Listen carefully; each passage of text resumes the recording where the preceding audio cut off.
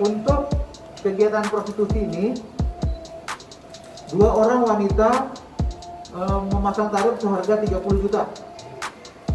Ya, 1 orang pelaku wanita ini memasang tarif 30 juta.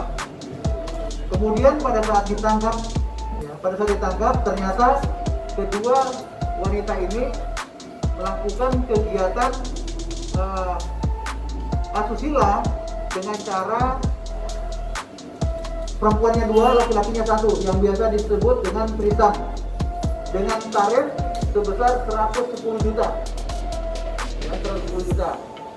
Di mana dari 110 juta itu tetap kedua orang wanita ini mendapatkan bayaran sebesar 30 juta. Berarti kalau 2 orang 60 juta. Sisanya 50 juta diamankan untuk biaya mucikari. Dalam kegiatan ini kedua orang wanita itu sudah menerima DP sebesar 60 juta rupiah, dan sisanya sesuai kesepakatan setelah selesai melakukan kegiatan akan dilunasi 50 juta. Demikian.